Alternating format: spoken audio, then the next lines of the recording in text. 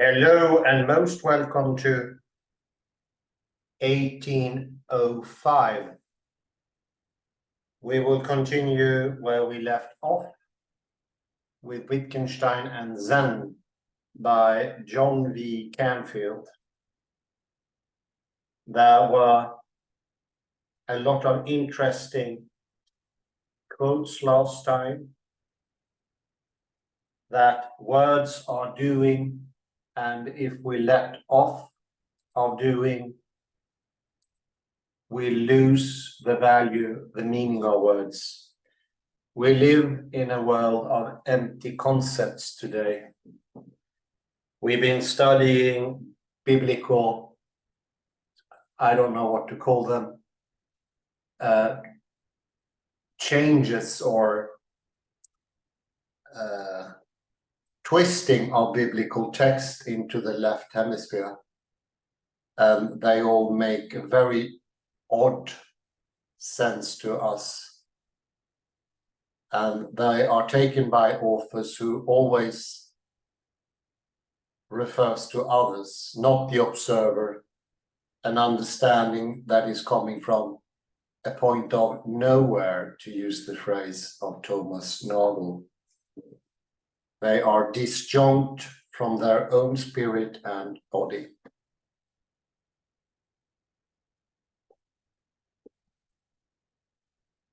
Wittgenstein and Zen shows that words needs to have action to be meaningful.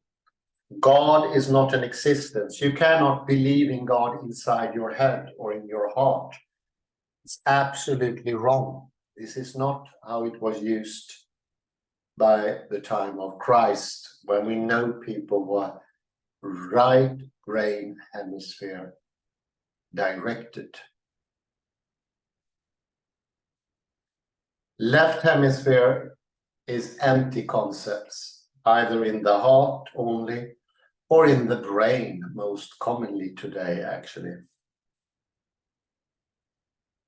Action is underneath all meanings, and not thinking as just thinking or thinking only.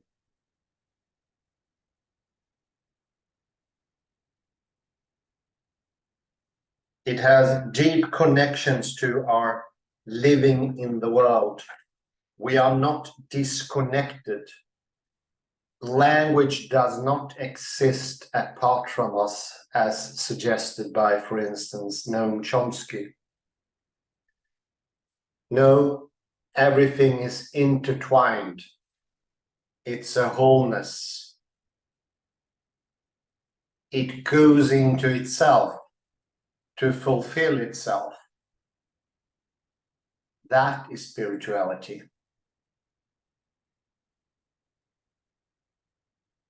It's a mistaken picture, a picture that we mentioned before does not impress itself on us. It is not actually found in the language game or the life world. No. We individually enforce this picture on language and on ourselves.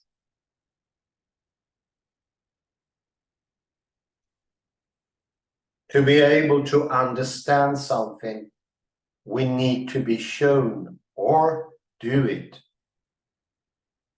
We have formerly went into the neurological section where, for instance, Lisa Friedman Bartet, and even more so Barbara Tversky, has shown that understanding is fundamentally doing. This is analogous to what Paul Feyerabend said about science. Science is a sort of doing, not doing only, theory and doing. The doing enforces the theory. and the theory brings meaning to the doing. They do it simultaneously. There is no separation, and yet they are not the same. Something that is impossible for the left hemisphere to take in.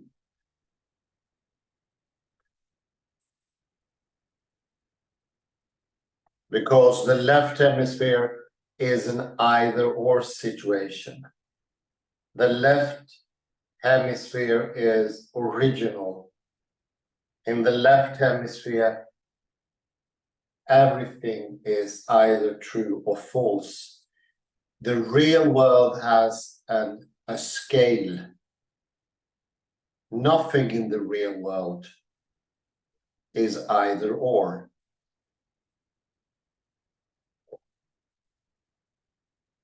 The scale-wise thinking is reality. Terry Mox-Tarlow have shown greatly into why scale-wise and fractality is so utterly important in understanding ourselves and reaching into knowledge. Wittgenstein, I think, and especially when we go into this deeply, we have initial questions that needs to be asked. Why has academia disappeared? Why are there no places to turn for to learn anymore? And this possession of empty concepts among the common public, why is no one any more interested in learning by doing, by proceeding, by expanding one's understanding of oneself and the world?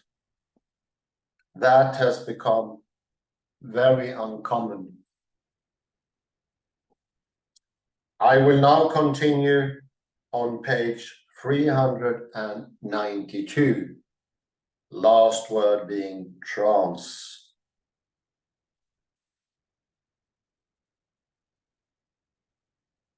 The just doings. In these examples from sport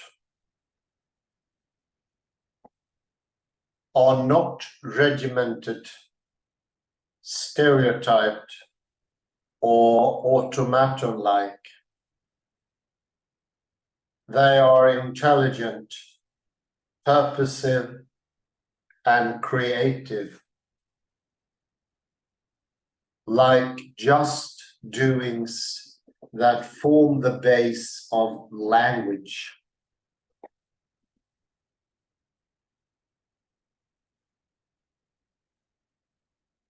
The just doings involved with speaking and understanding language fall into patterns.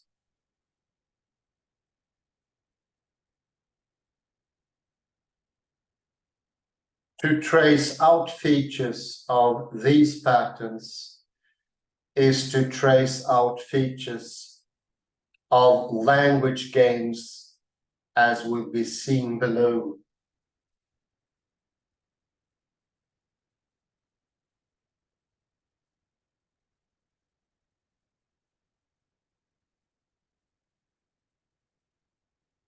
The idea of a pattern is the idea of repetition,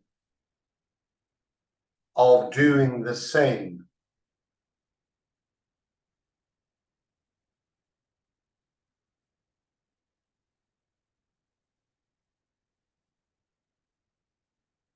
When a person fetches a red flower the second time,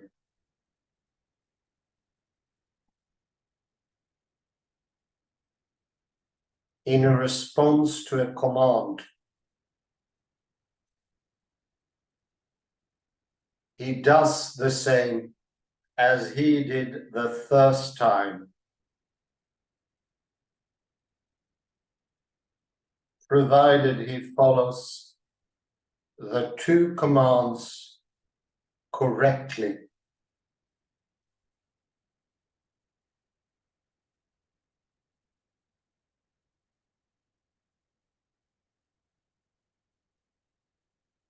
Of course, many of the things he does will be different in these two cases.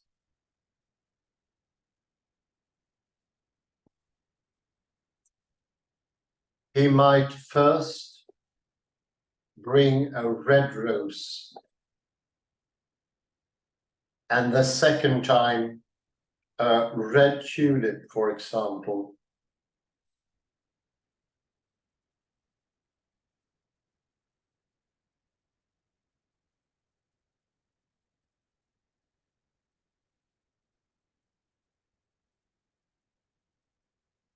It is clear in this example that even though a person's fetching a red flower in response to the command to do so falls into a pattern and counts as doing the same as he or another person did previously in response to the same command.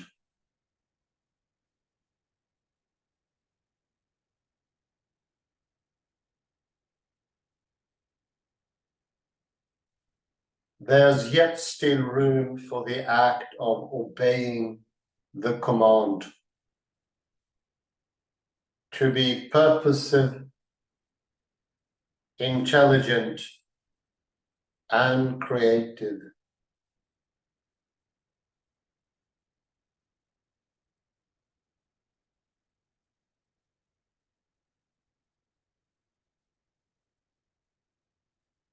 In some circumstances, it might take ingenuity, foresight, and creativity to be able to follow the command correctly.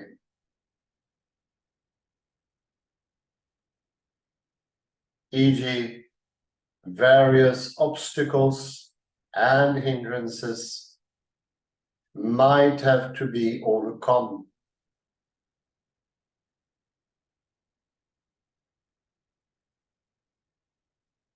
One might have to take account of odd lighting conditions that distort the appearance of the flowers, and so on.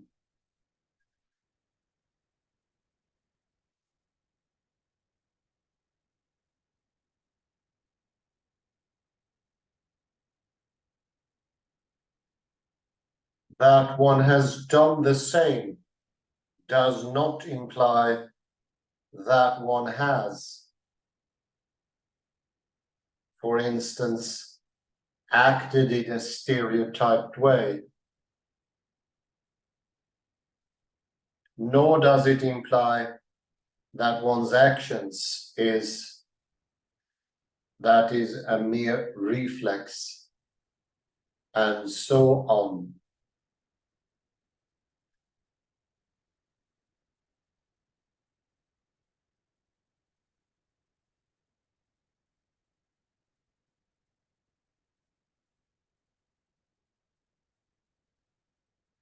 The above discussion is not complete. Someone might object, for example,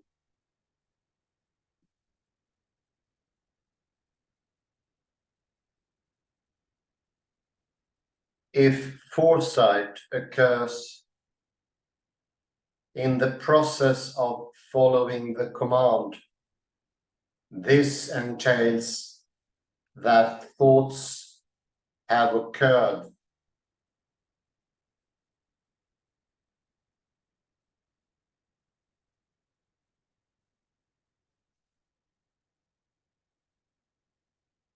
And then one would have to show that it is not part of our concept of foresight.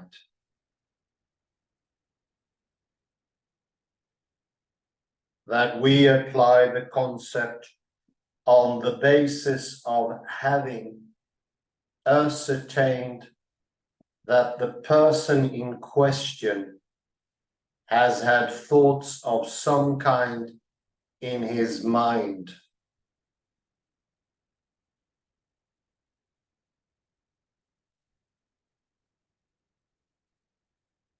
A Zen master, his mind empty of thoughts, can also be said correctly and truly to have exercised foresight.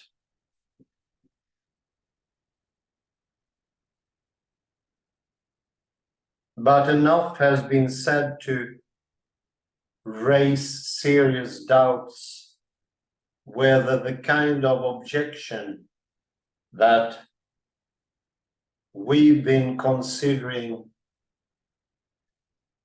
is correct,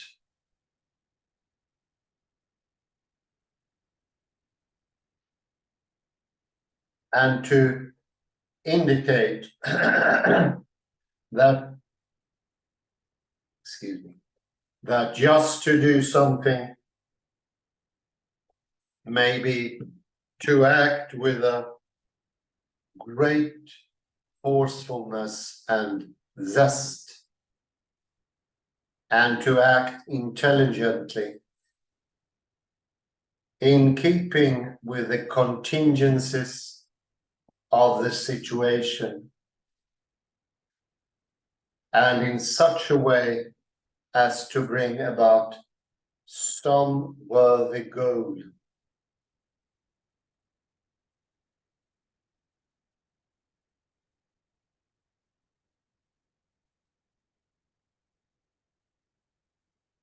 To act intelligently for a purpose requires neither that one have a plan in mind, nor that one have in mind a desire for the goal or a thought of the goal's desirability.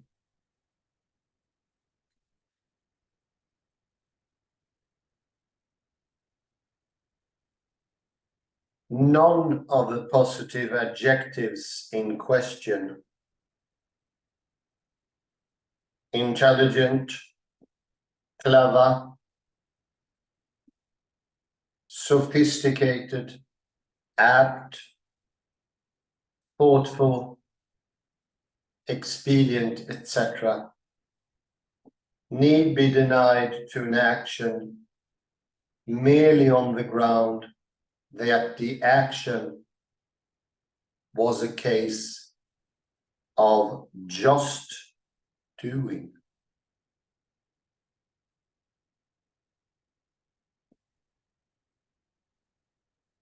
Language games.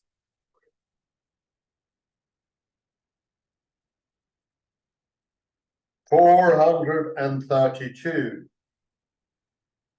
Every sign by itself seems dead. What gives it life? In use, it is alive. Is life breathed into there? Or is the use its life?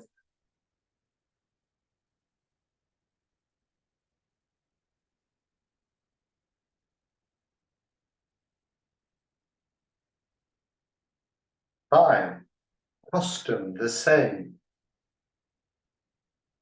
The aim of this section is to sketch in some detail Wittgenstein's full view of language, and to show how language on this view is based on and relates to just doing.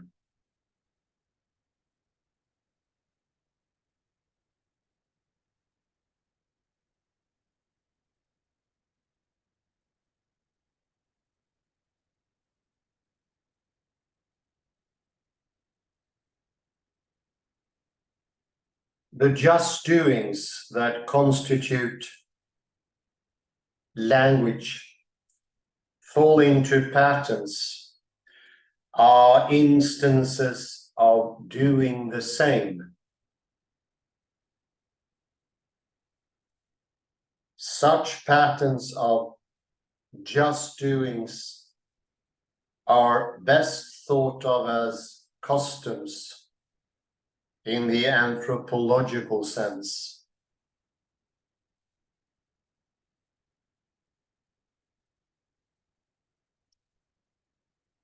A language game is a social custom in which words play a role.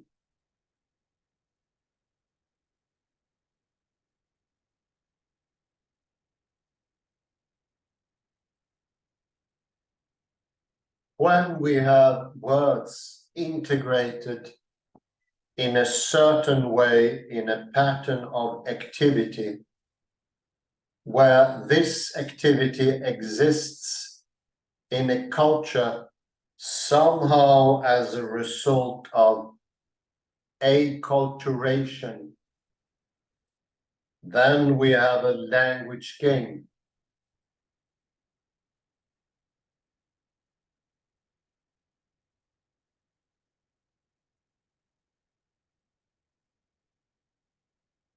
These stretch from the extremely simple, as in the use of words in a child's game like ring a roses, to the extremely complex, as in the use of words in theoretical physics or medieval alchemy.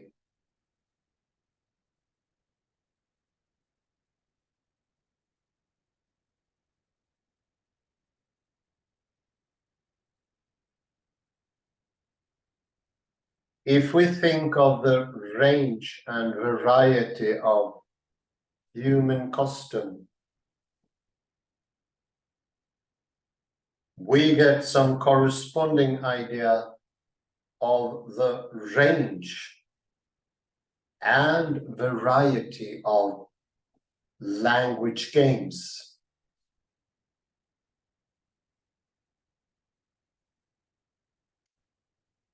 Consider, for example, marriage as practiced in various human cultures.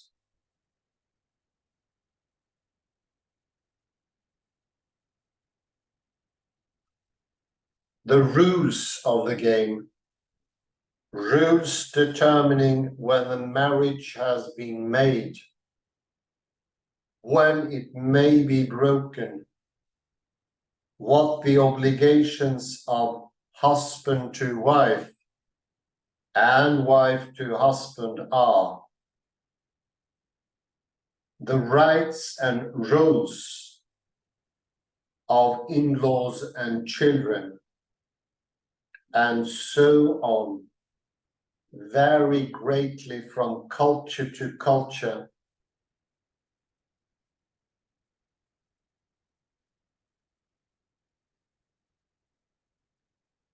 And if we include the products of anthropological science fiction,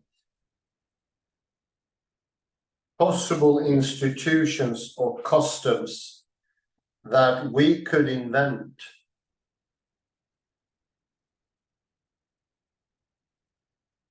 and give a physical and cultural setting,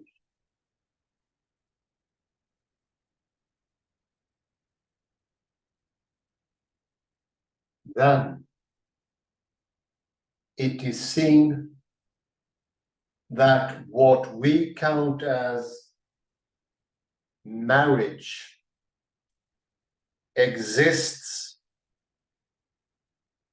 in a vast and changing continuum of actual and possible cases of custom or institution of marriage.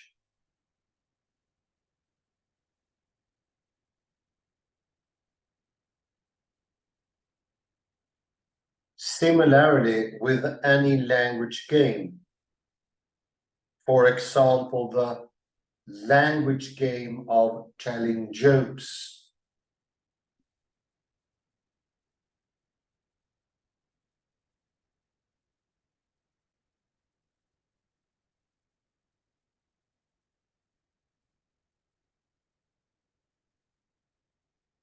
viewing language games as customs places them in the proper broad perspective. But for a closer understanding of them, we must look at certain details.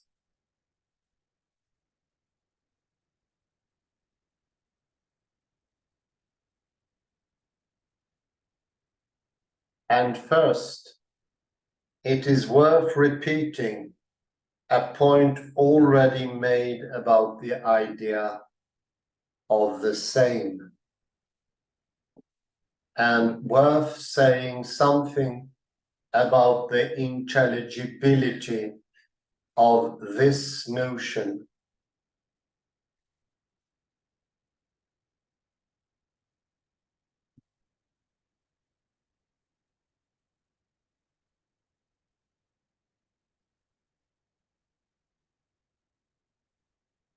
For the idea of a language game seems to come down to the idea of a people in the appropriate context just doing the same things with words.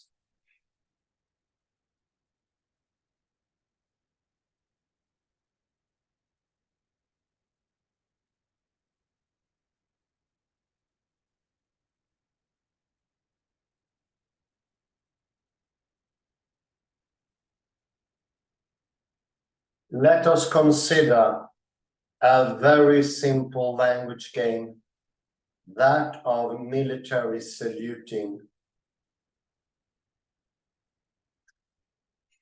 This patterned activity does not deal with words, but with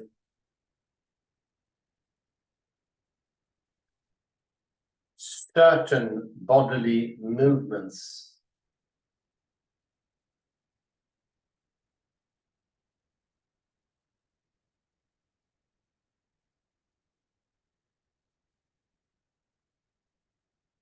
But these movements, the salutes, are symbols as opposed to natural signs.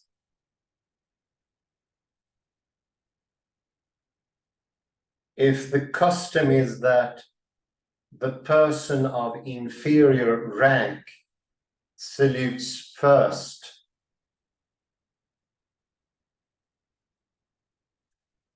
his saluting first does not indicate inferior rank in the way the natural sign lightning indicates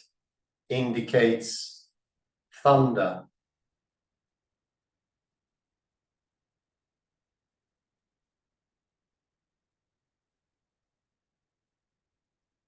We could imagine the salutes of inferior and superior being replaced respectively by the words, "You outrank me," and "I outrank you."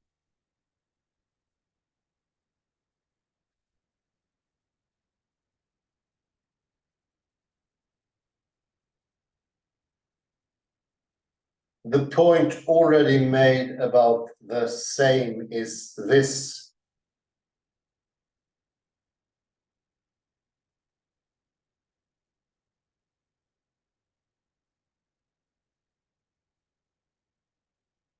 a midshipman, say, does the same thing each time he salutes.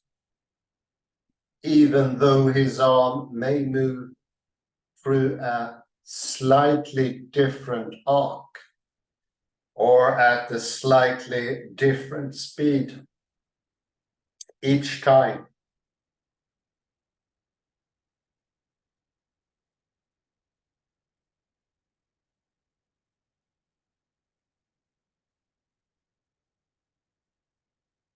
The point is discussed by Wittgenstein in a passage that reminds one strongly of Zen.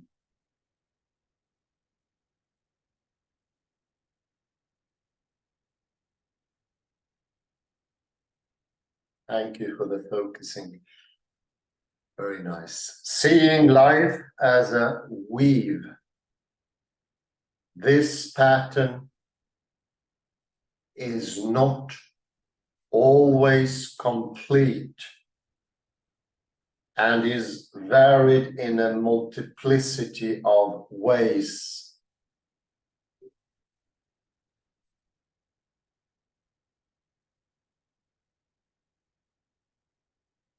But we, in our conceptual world, keep on seeing the same, recurring with variations. That is how our concepts take it. For concepts are not for use on a single occasion.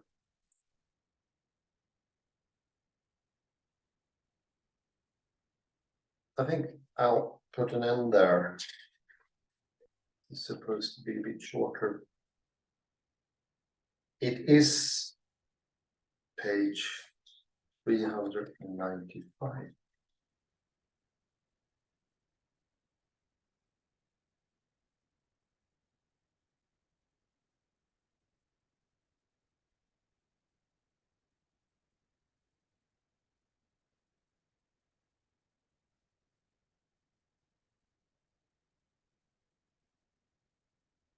This is from Zettel.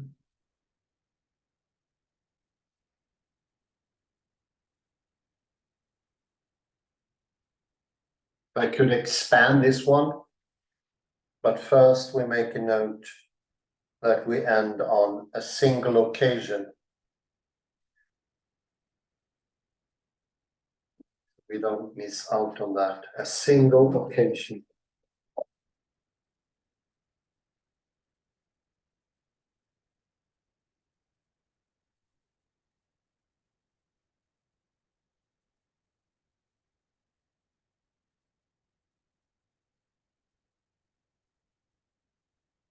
Single occasion.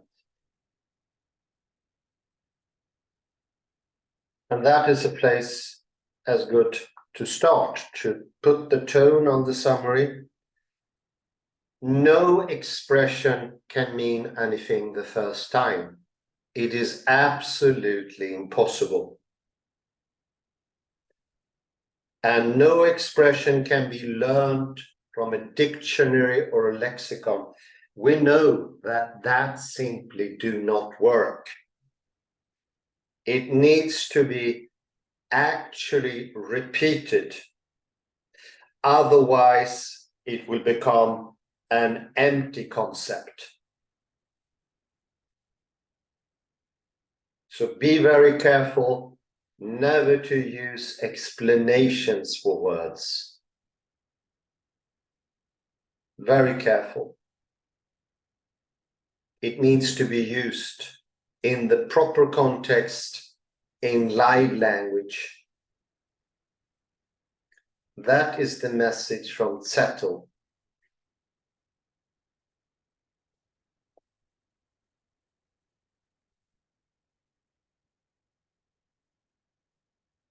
Only with doings do the observer come into play. There is no real sense to say, well, the observer should be in on it. No, he needs to be actually doing things. Actually, I mentioned it before, but I had a friend from the new academia, and he wanted to learn everything about the world by learning the encyclopedia by heart. No new understanding will enter.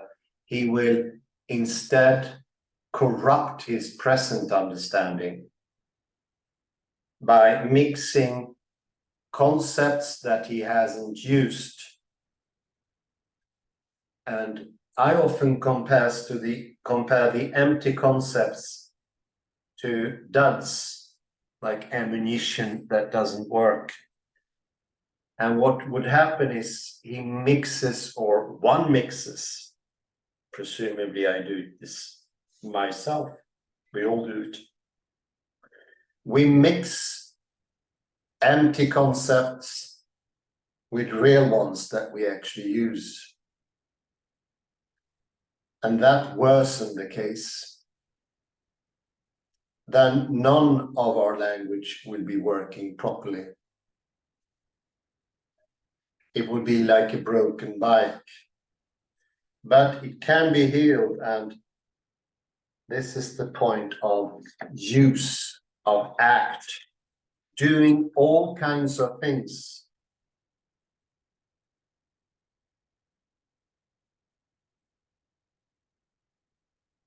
A hint we have on page 393.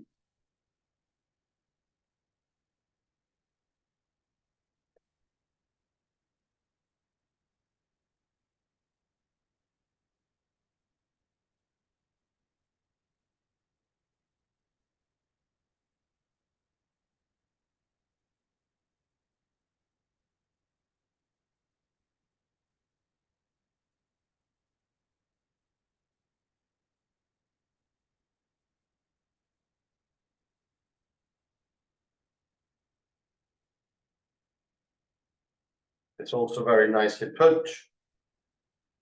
It's start actually at the bottom section. 2 language games.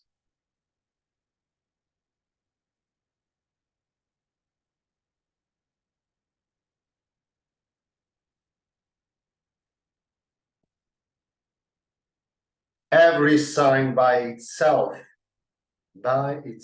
is also important. Seems dead. What gives it life? In its use, it is alive.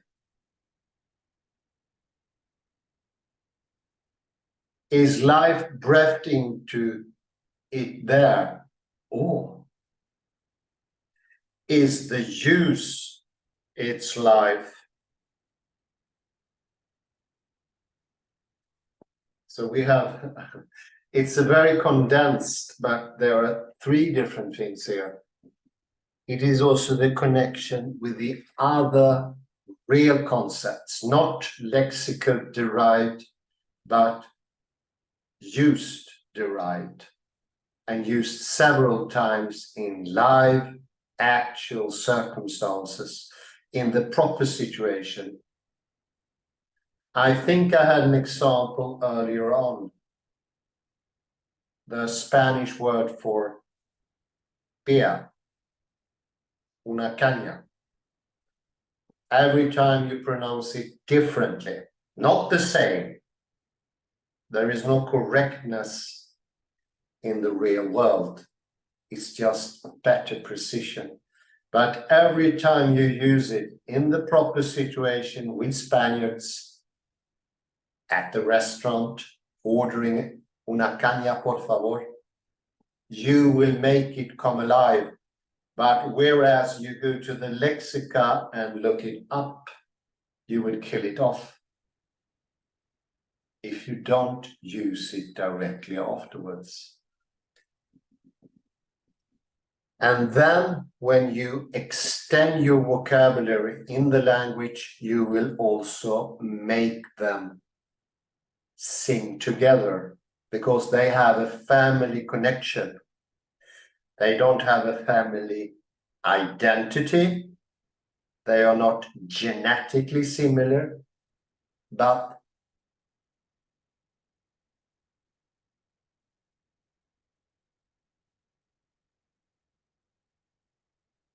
just like a family is a union, it defends itself. The father takes care of the profession, the mother of the children. I'm a bit conservative in this, has sounded conservative, but you get my drift. There is no identity, but there is protection. It's a unity.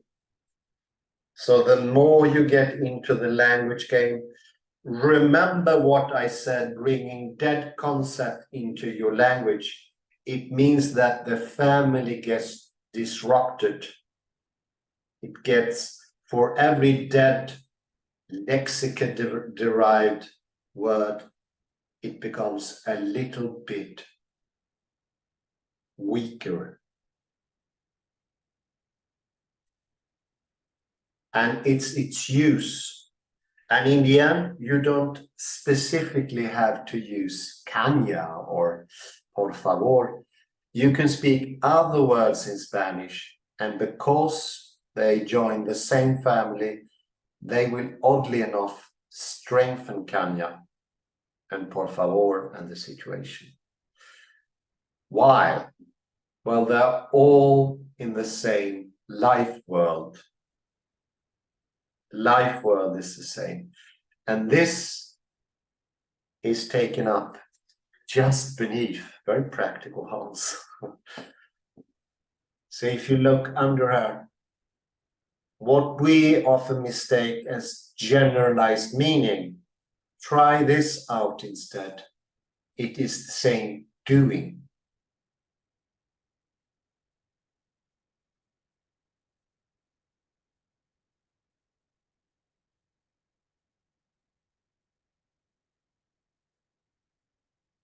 What do I mean? Well, in the life world and the language game, we do the same things. What could that mean? Please explain more.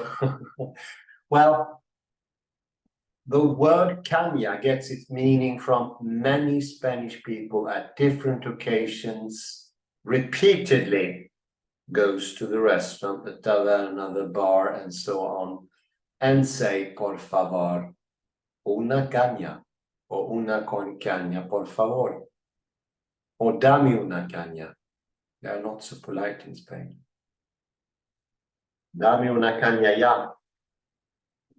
That is what we mistaken as meaning. This is why we turn to the lexicon or the dictionary or the thesaurus and Google and all the likes. We mistake and we start to feel that the meaning is somewhere nowhere.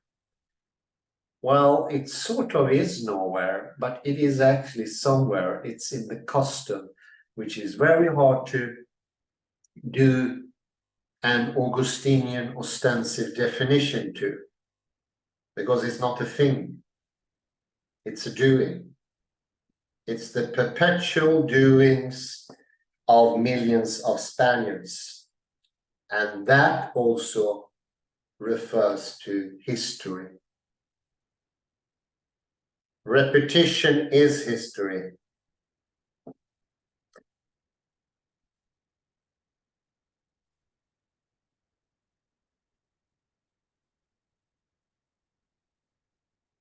You look at this next page, is very well put by the author. Continue to next page 394. The just doings that constitute language. So the whole language is a series of doings. Language is not an object. Different languages do not share identity. They can be completely different, have different purposes. But languages are instances of doing the same. Such, listen now, such patterns or of just doings are best thought of as customs. A language game is a real social custom in which words play a role. So the whole culture that we cannot see, cannot point to in an Augustinian fashion, exists in a more permanent way. Objects disappear. I would call objects handy things, and I like expressions, affordances. But a custom is permanent. It's engraved in history.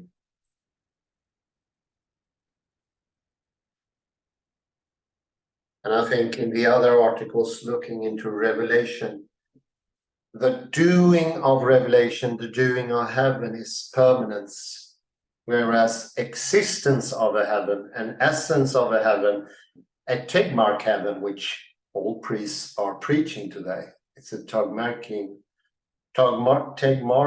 or Everesian heaven. That is passing. You do it. And these games, at the end of this short paragraph, these stretch from the extremely simple, as in the use of words in a child's game like ring of roses, to the extremely complex, as in the use of words in theoretical physics or medieval alchemy. So we cannot, from the outside, understand the enormity of the complexity. It's much more complex than the universe, and the whole Spanish culture cannot be fathomed. It's all the different doings, from the paella to the soil they're living in, the shared history, not in books, but in real life. How they move differently. So it's a Pfeiffer difference.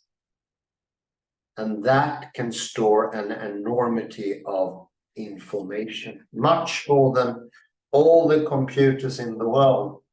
That's the gift of fractality. Kalle, please come in. Do you hear me correctly? You're a bit low, so raise your voice, please. Okay. Let me mention the New Testament. Luther wanted to throw out 4 books from the New Testament: Hebrews, James, Jude, and the book of Revelation. Hebrews, James, Jude, and the Revelation. Why I'm mentioning that? You will soon see why I mention James. Let's go to letter of James in the King James Version. And before I go there, let me repeat this paragraph from Philosophical Investigations, paragraph 432. Every sign by itself seems dead. I repeat, every sign by itself seems dead. And if we go to James chapter 2, verse 17, we read, even so faith, if it hath not works, is dead, being alone. Wow, very good. Yes, and here you again probably figure out why Luther wanted to throw out the book, the letter, James' epistle from the New Testament, because it was focused on works. And especially this chapter 2, verse 17. Even so faith, if it hath not works, is dead, being alone. And I think here, you could even say this phrase summarizes the whole philosophy of Wittgenstein himself. So if you would say, ask me which verse in the New Testament could describe Wittgenstein, is this one. Even so, faith, if it had no works, is dead.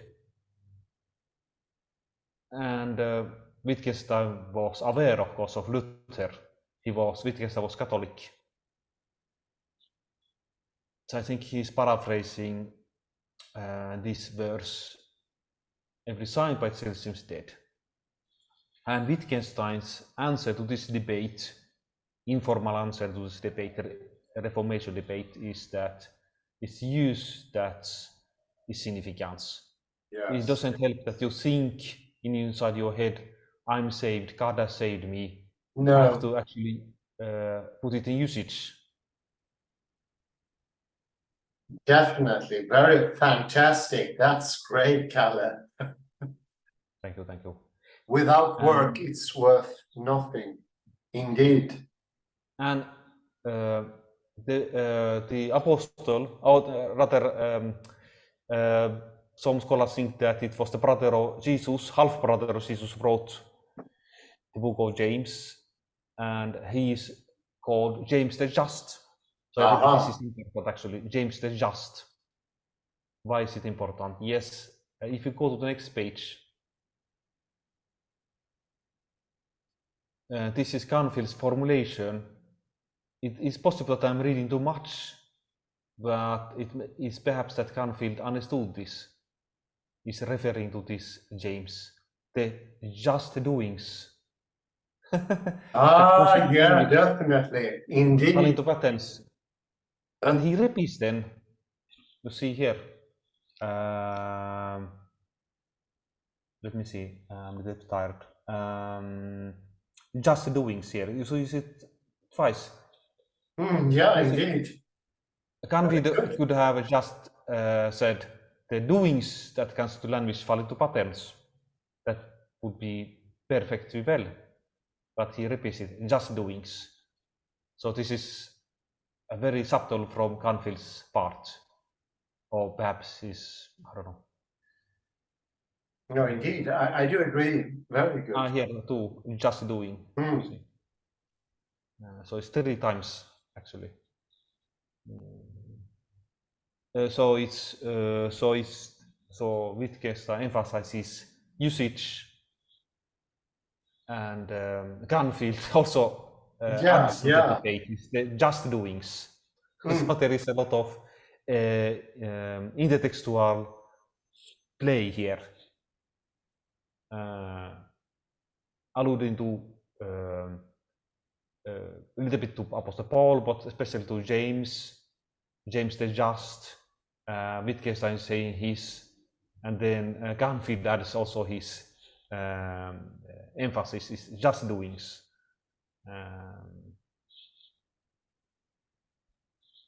And then it's so Wittgenstein would have, I think, agreed with the Catholic Church in this issues that that's the usage. So you could read the whole philosophy investigation as a Catholic work, emphasis on the usage. You have to use things. It's not thoughts in themselves are dead, like here emphasized in this very paper. It goes also really well with Wittgenstein's own life. He was the only philosopher in the 19th or 20th century that was actively doing religious rituals every day, a lot.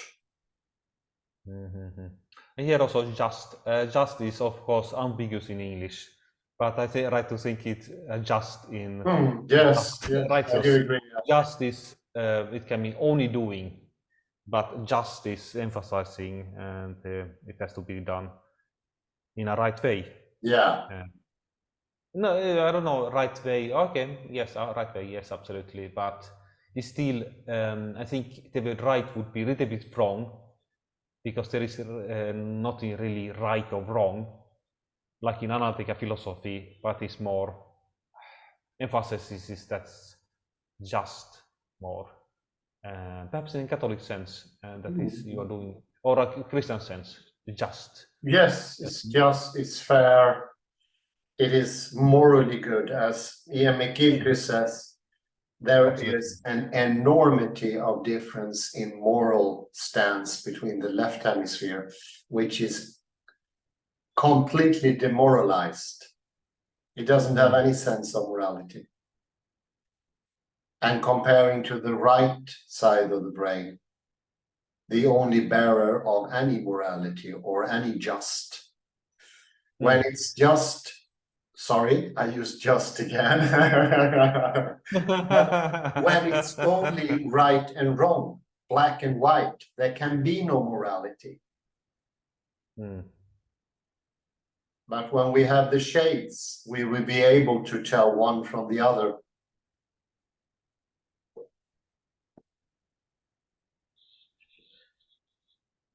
We could perhaps, I don't know, let me only show, we could, it's always nice to perhaps to end with a picture. I could take up the Wikipedia picture.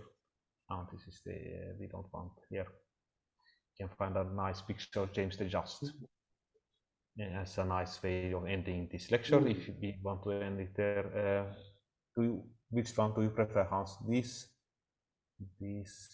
Well, they were beautiful. They were both beautiful icons.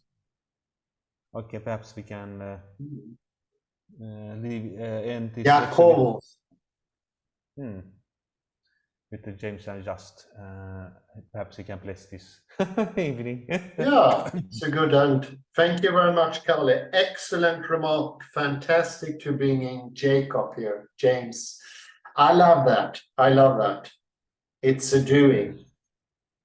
Thank you very much, Kalle Lundahl. Thank you, everyone, for listening in. Have a very good morning, day, or afternoon. Bye-bye for now.